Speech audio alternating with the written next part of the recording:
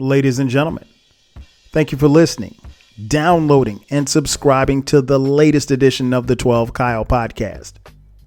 I'm 12 Kyle. Check this out. On this podcast, I'm going to talk about black fathers. That's something I know a little bit about. But we're going to talk about the role of the black father. We're going to talk about some of the obstacles and where we need to go as black fathers. And you don't necessarily have to be a black father to listen and enjoy this podcast. So sit back, relax. We'll drop the theme music and we'll get the podcast jumping. Let's get it.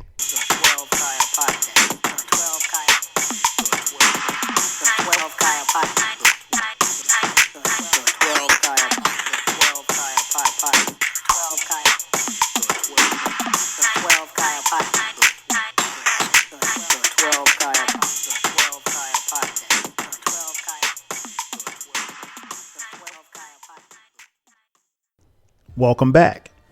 As I mentioned in the intro, I'm talking about black fathers. This is a topic that is, very close to me because obviously, for those of you who don't know, I am a father and I'm black. So yeah, it's this one hits close to home. It's something that I think is very important and in advance of Father's Day, which is at the time of this recording, about a month or so away. I wanted to get on the podcast and talk about it. As I mentioned, you don't necessarily have to be a father to listen to this podcast because all of us have a father. That is without question. We all have a father. Now, whether or not your father is here with us on earth, whether or not your father played an active role in your life, we all have a father. So everyone can relate at least to that degree. As I mentioned, I'm a father. So for those of you who don't know, my wife and I, we have 4 children. Our oldest son is 18. The next one is 15. And then our youngest son is 11. And our daughter is 6. So, I'm a 4-time champion when it comes to fathers. But, in seriousness, I think I've often said that fatherhood is the most important and rewarding job that I'll ever have. It is very satisfying and gratifying, but it's also a job that I cannot afford to, nor will I fail at. I got to get it right because I have, 4 people who are totally unequivocally dependent upon me to get it right. I think, and I've said this on previous podcasts before, but, the way that I viewed the world was one way before I became a father. And then after I became a father, some 18, almost 19 years ago, the world definitely changed. Or maybe the world always was what it was. And I just kind of viewed it differently once I became a father. I think part of how I've, developed values and become the father that I have become is because of my relationship with my father. My father is, still very much active in my life. He is, hands down one of my best friends. And, this year he'll be turning 72. And so, that's my dude. And he I remember him telling me and my younger brother, when we were kids, he said he would always tell us, right now, I'm your dad, but, the older you get, I'll be more like your best friend. And this is true. I mean, like, I'm grown and I have my own family, but there's not one decision that I make, without talking to him about it. If I'm something I'm concerned about, I'll talk to him about it. If something I'm confused about, I'll talk to him about it.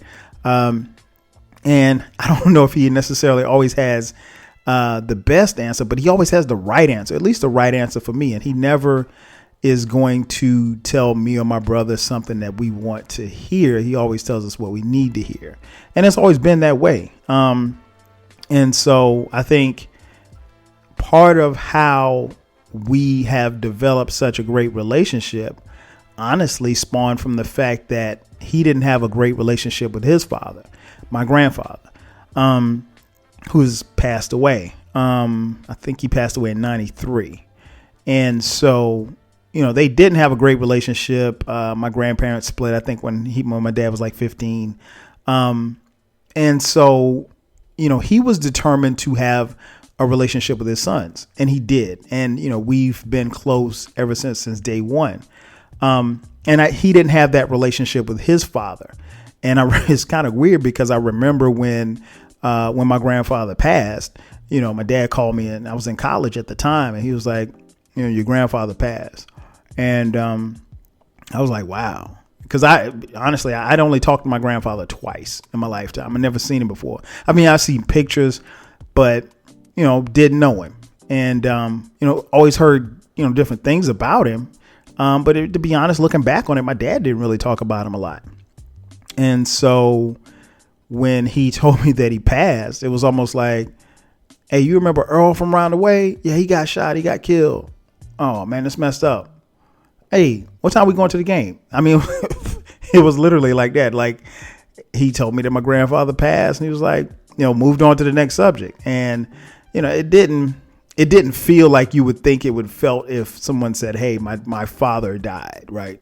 So, that was their relationship. But, one thing I learned from their relationship is that that's what spawned and made him determined to, be the father that he needed to be for me and my brother. My parents split when they got divorced when I was 14. I think I was 13 going on 14. And they got divorced, and my dad subsequently remarried, had my sister. Now, looking back on it, I mean, my dad and my mom split. I want to say that summer, like June or something, June, maybe July, something like that. And then, the following spring, my little sister was born. So, hey, you do the math, what happened there. So, and even in that happening, that didn't necessarily change my views of him. And I think, one of the things that we have to realize as Black fathers is that in your kids' eyes, you're Superman, right? I can't speak on what happened between him and my mom because that didn't really concern me, or infidelity or anything like that. I just know that, hey, they got divorced, another child was born, you do the math. So, and that happens. It happens every day. And, that's something that, was beyond my realm of control. I love my sister to death. And so we've moved on. But one thing I noticed growing up, not just about my father, but all of my friends' fathers, like they were all there. Like my closest friends, my 10 closest friends, all of them have their fathers in their life. At least my friends from growing up, in my neighborhood, and my friends from school. When I got to college, some of my closest friends, I can only think of maybe one close friend who didn't have his father actively in his life. But he had uncles. And I didn't really think about it back then, but now thinking back on it now, that's pretty amazing. And that really kind of speaks to how we have become who we are. We, meaning me and my friends, how we become as men. I think that's mattered in our lives, given the fact that our fathers were there. Not to say that we couldn't have been something if our fathers weren't there, but I think it makes a difference. One of the things my dad told me that was very key when I was right before my son was born, my oldest son was born, he said, there's 3 things you have to give your children: love, discipline, and an example to follow. Now, love and discipline, relatively speaking, should be pretty easy. The third one, an example to follow, that's a little bit more difficult because, we as men are flawed human beings. Black men in particular. I mean, we all make mistakes. We always don't get it right. We make mistakes, and then sometimes, just like anything else, it could be costly. And we're no different from anybody else, but it's tougher for Black men. I don't think I don't think you need me to tell you that, but I'm going to tell you anyway. It's definitely tougher out here for black men. That's just the way of the world. I mean, we didn't ask to be in the situations that we're in as far as how we got to this country. I'm not going to give you guys a history lesson, but you already know what time it is. Nonetheless, again, we're supermen in our kids' eyes. So, at some point in time, your kids stop looking at you as Superman and realize that, hey, you might be messed up. You may not be all that you're supposed to be as a man, necessarily for your family. So that comes into play.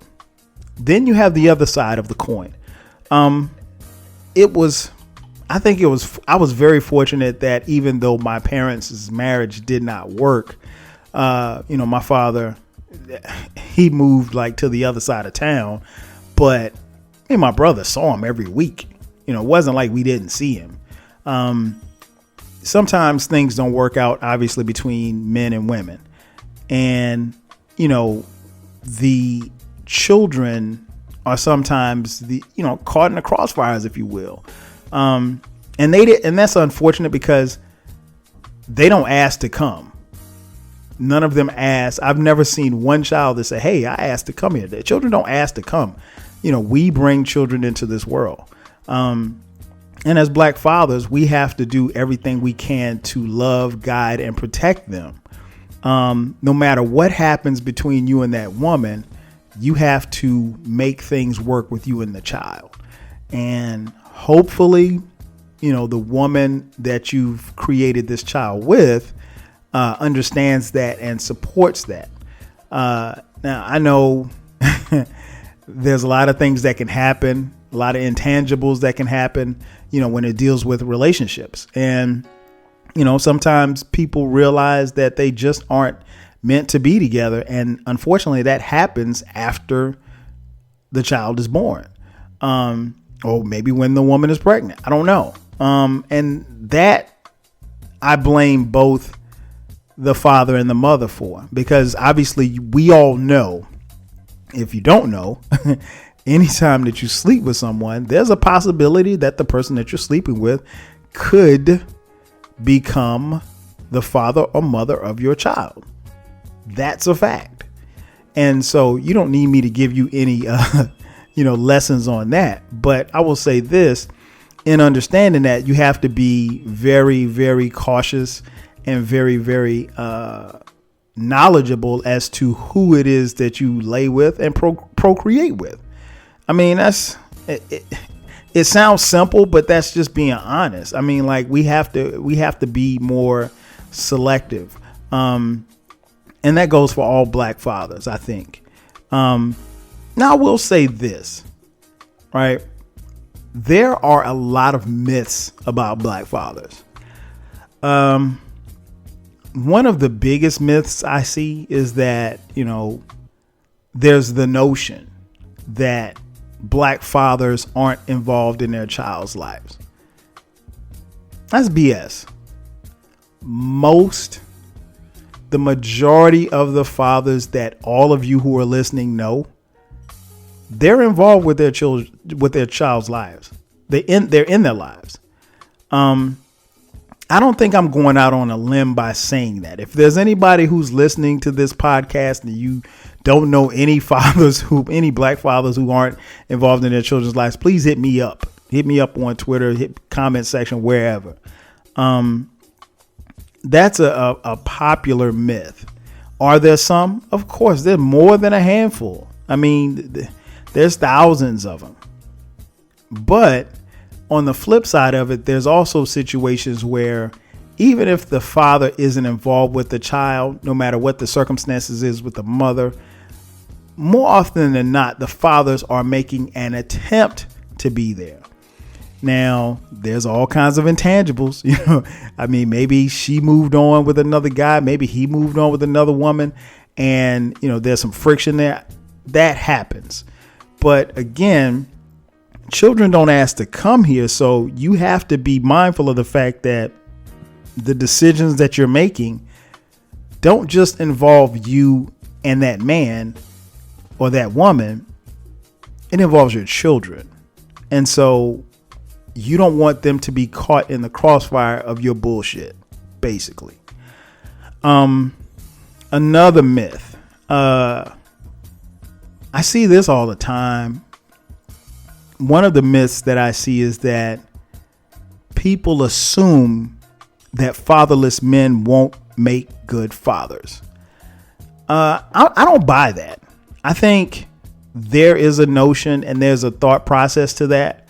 But at the end of the day, I think if you get yourself in a situation where the father isn't there, there has to be a male figure in any man's life, especially little black boys. There has to be some type of male figure in his life. And more often than not, there is, whether it be an uncle, a coach, a teacher, a preacher, a mentor. There has to be some positive male figure. And a lot of times a young black boy will gravitate, or a young black girl will gravitate toward those people. But yeah, I don't believe that. I think fathers, just because your dad wasn't there. And again, I feel fortunate and blessed because, yeah, I do have a father who's always been there. Like I said, that's my right hand man. And it wasn't until I got older and got around different people that I realized that everybody didn't have the same thing that I had.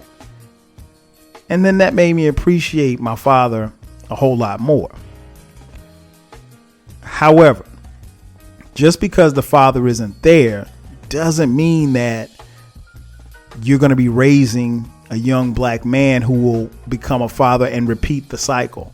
I don't think any man wants to repeat the cycle. If his dad wasn't there, more often than not, he's telling himself when he becomes a father, he's going to do it different.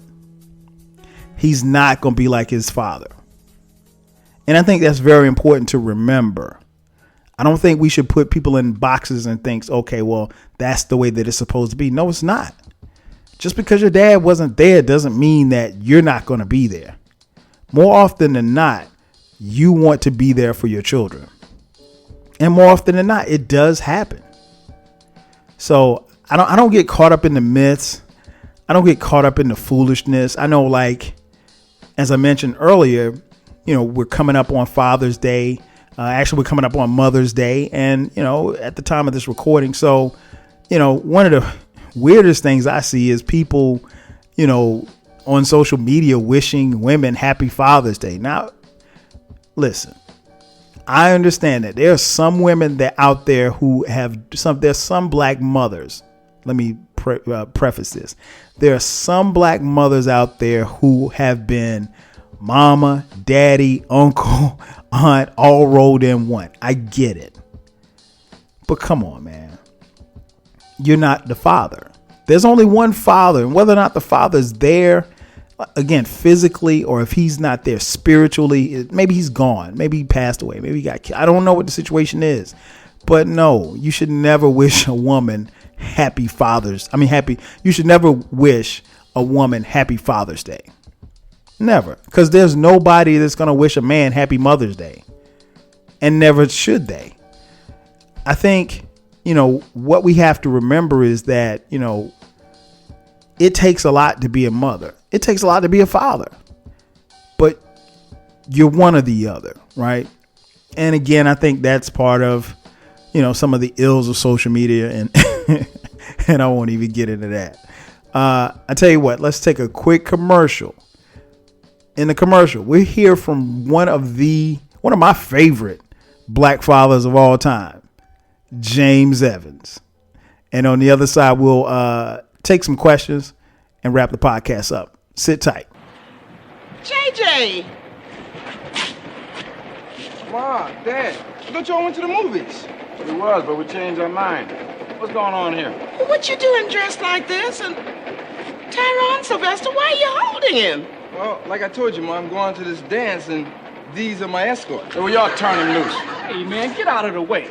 We got business with the warlords. Well, I don't give a damn who you got business with. My son ain't going to no gang fight. Junior, what the hell you doing getting mixed up with a gang? I ain't in this gang. Say, you're in a gang? No, Ma, they chose me. I didn't choose them. I told y'all not turn him loose. And I told you to get on, old man. Who do you think you're talking to that way? I'm Mad Dog, dig it. Head of Satan's Night's War Council. Is that supposed to be something big? You heard what I said. Mad Dog, you don't get your hand off my wife's face, I'm gonna slap a muzzle on you. And just like that, we are back. Once again, it's your boy 12 Kyle, the 12 Kyle podcast. We're talking about black fathers. Yo, man, shout out to James Evans. James, one of my favorite fathers of all time, man. That episode was the episode where JJ joined the gang and Mad Dog shot him because he didn't go to the fight. That was hilarious. And Mad Dog obviously didn't have a strong black father in his life. Poor Mad Dog. Nonetheless, as I mentioned before the break, what I wanted to do was answer some questions. I am in a group on Facebook for black fathers, and I see a lot of stuff in the group. It's a phenomenal group. And a lot of times, men are just, we're having conversations and vibing off of each other as far as ideas and things to do as far as black fatherhood. I'll be honest, I read a lot of the stuff. I really don't answer because there's so many posts and stuff. I really don't have time, but I read a lot of stuff in there. And what I wanted to do was just answer some questions that I saw a couple months ago in the group, and they're relatively easy questions, but I wanted to kind of bring it here and talk about it on the podcast since this was the topic that I was going to talk about. The first question, it says, what's a good age to start introducing your daughter to the facts of life and the birds and bees? Whew. That's a great question. What's weird? I again, as I mentioned in the intro, like my oldest is 18. He's in college, and my youngest is my only daughter, and she's 6, and she's in the first grade. Yeah, we spaced them out like that. But that's a great question. I think I'll say this, just how I operate. I think you start introducing it to them, I guess, at an early age. I don't know if it necessarily has to be a particular age, because kids are going to ask questions. Now, I don't mean like you need to sit down with them at 7 and say, hey, the penis goes into the vagina. No, you don't have to get that graphic. But I'll say this. You do need to, kind of tell them some things, as early as they're asking questions. I don't think that you necessarily have to sit a child down at 9 or 10 and say, hey, this is what it is. But when they're asking questions, or if they see something on TV, those are perfect times to, have conversations. Because the reality is some kids are a little bit more mature than others, so they may be able to handle more. And I'll use my daughter as an example. She's 6. So no, that's not something I don't think that I would need to be talking about her at 6. At 8 or 9, probably, at least some type of introduction, if you will, to the topic. So yeah, it's not, it's uncomfortable, but I think if you find ways to broach the subject, whether it be, like I said, something that you see on TV, something that you heard, or even if when they start having questions, don't duck the questions, because the thing is that we live in a day and time where, your child honestly is the click of a button from finding whatever they want to find. I mean, that's just being real. So you would much rather everything come from you as opposed to coming from, in the streets, how we used to hear about it, or on the internet, or whatever the case may be. So, just depending on the child's age, but, start talking to them early. And it's never too early to, start at least introducing or broaching the subject of it. It's a good question. All right, let's see what else we got here. This one says, I have 2 children with a woman who decided that she does not want to be with me. I have taken actions to make things work each time and been left with less than what I started with. I'm seeking advice. I just want to cut her out of my life at this point. It's too painful to care about someone who just doesn't really give a shit, or as it seems. As a result of this mess, both of our living situations are in shambles. My kids, quote unquote, live with me, but she has custody.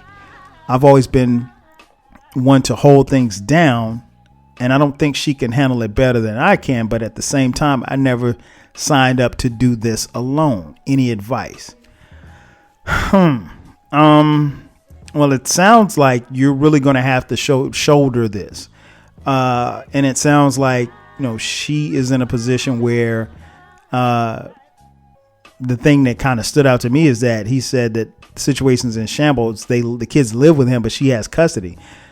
You probably want to get custody, because if she has custody, then they probably should be living with her. But I don't know what, when he says shambles, I don't know what he means by her living situation. Maybe it's not, feasible for them to live there. I think you really have to focus in on you and your kids and what it is that you want to do. And move forward, just knowing that you're going to have to co-parent with this woman, and it's not the end of the day. But at the end but what you have to figure out is where you want to go and where you want to go with your kids. And when I say go, I don't necessarily mean somewhere physically. You just where you want to go mentally and have your kids with you. And you want to make things as normal as possible with your kids, because, again, they're the byproduct of whatever did or did not happen in this relationship or marriage or whatever the case was. Really, you and her not working out is actually cool. That's easier to understand. How you co-parent and how you go forward, that's the difficult thing. And if she's not willing to communicate about it, then my recommendation would just be to, focus on you and the kids and where it is that you want to take them, and, set goals for yourself, set goals for them, and where you want to see them as your collective unit and your family. Because at the end of the day, those 2 children are the most important people. It ain't about you. It ain't about her. It ain't about her new man or whatever the case may be. It's all about those 2 kids. So you should treat it as such. That's a good question right there, too. I like that. All right. Let's see what else we got here. Here's one. I've never allowed my son nor his friends to sag their pants in my house. I feel that sagging the pants disrespects my wife, daughter, and my home. As a result, my friends and his friends don't disrespect my house by sagging their pants. I can't understand how us as black men allow this behavior to go on in our houses. I encourage everyone to make this change. What do you think? I'm not a fan of that sagging pants phenomenon, if you will. It's really bad, man. What's really sad? Like, I was in the store the other day picking up some wings, and this guy walks in, his pants falling off his ass. Like, I literally can see his drawers, like literally. And he's got like his son with him, and his son's got to be at least like 3 or 4, and his pants falling off his ass. And I'm like, really? And so I'm gonna be honest, it took everything in me not to say something to that brother, because it's just, that's not cool. I don't understand. Now, granted, I'm older than kids who dress like that, but I was a kid. I don't want to sound old, but yeah, I was a kid once. And no, we had other things that we did, and no, we weren't putting tattoos on our face and neck and stuff like that, and we weren't, I don't know, man. It's that but in the question that he asked, it was about, disrespecting his wife and daughter and his home. But what about disrespecting himself? My thing is this: when you dress a certain way, you send no matter how you dress, you send off nonverbal communication about yourself. If I step out of my house and I've got on sweatpants and my sweatpants have like 8 holes in them, and I've got on dirty white tennis shoes, which should never happen. You should never have dirty white tennis shoes. But anyway, I got on dirty white Air Force Ones, and my hair's peasy, and then my shirt's got a rip in it. I'm telling anybody that sets their eyes on my chocolate body that I don't care about myself, right? I don't care. And that's not the message that you send, because when you send a message that you don't care, other people don't care either. And as a black man, we cannot afford this. We really can't. So the world already don't give a fuck. We really can't put ourselves in even a deeper situation where they, just walk right past us. And one of the things that I heard a lot growing up as a child, and maybe it's because I grew up in the South, I don't know. And I don't even know who said it. I just heard it in my house over and over and over again. I remember I was going out with some of my friends, and my uncle stopped me, and he said, "Nephew," because he called us nephew because he had so many nephews he couldn't remember all of our names, so he just called us nephew. He said, "Nephew, your shoes are untied." I had some Jordans on, and he was like, "Your shoes are untied." And I was like, yeah, I understand. Yeah, I know, Uncle Sonny. That's the style. And he said, "Well, son, you need to tie up your shoes. I don't care what the style is, but you need to tie your shoes up." And I kind of looked like, really? Like, why should I tie my shoes? But, I wasn't going to talk back to my uncle. I love my uncle. So I tied them. And when I stood up after I finished tying my shoes, he said, "Son," he said, "when you step in the room, in steps the race." And that always stuck with me. When we step in a room, in steps the race. So meaning that we as black men, we carry ourselves and our people and our heritage wherever we go. So we can't go anywhere looking just any old kind of way. I'm on my sons all the time about looking presentable. I'm not saying that you got to go out and be looking like GQ smooth, Ebony Man cover or something like that.